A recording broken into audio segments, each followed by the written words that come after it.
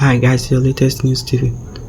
The Independent National Electoral Commission, that is INEC. So these people has publicly displayed the personal particulars and academic credentials submitted by President Bola Ahmed Tinubu and also Vice President, that is Kashim Shettima, as part of the nomination process for this their 2027 general election. So these are public display. Then follow the provisions of Nigeria Electoral Act.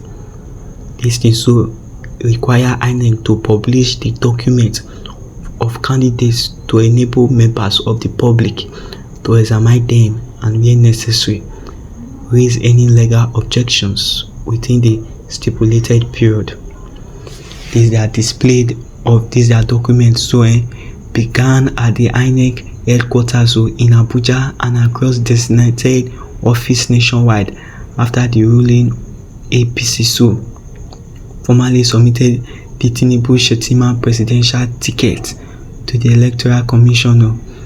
This the exercise is one of the mandatory stage of the Nigeria electoral process and applies to all candidates who is contesting for this 2027 election. This thing among the documents displayed are from E69, that is a sworn affidavits, personal information and academic qualifications submitted by the president and his running mate. According to this report, President Tinubu declared a university degree in the document submitted to INEC. The publication of these credentials has renewed public discussion over his educational history and issues that has attracted attention in previous election cycle.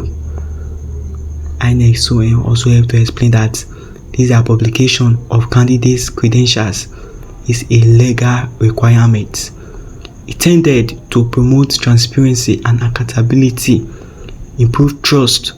We know who we are voting for, and this also help to make the document available for public inspection. The commission also allows political parties, civil society groups and citizens to scrutinize the information before the election. This publication has generated widespread reactions, most especially from political stakeholders. Supporters of this APC they describe the exercise as a routine constitutional process and maintain that President Tinubu fulfilled all legal requirements for nominations. They argue that the public display demonstrates the Commission's commitment to openness and transparency. However, some of these opposition figures and also advocacy groups have renewed questions concerning aspects of this Tinubu educational records.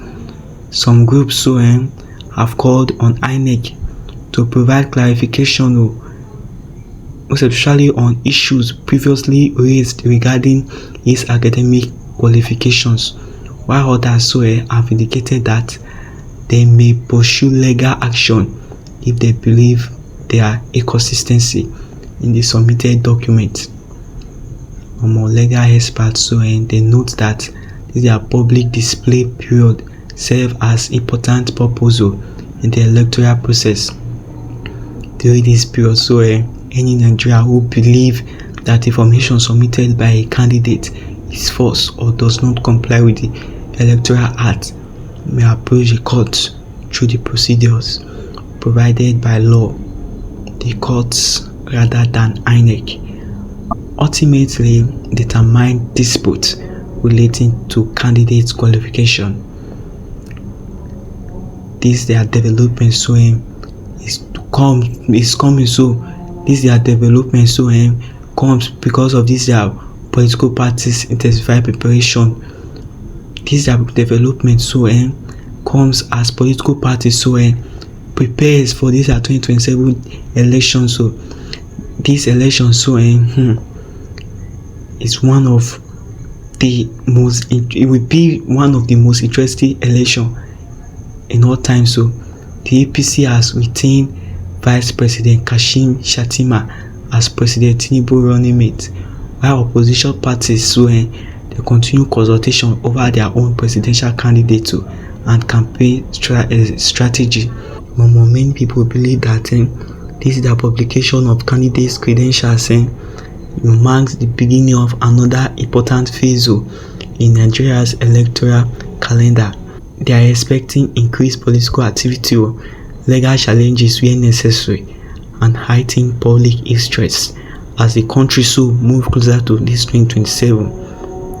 INEC has urged Nigeria to conduct themselves peacefully, and they rely on lawful procedures in raising objection or concern regarding any candidate submitted documents.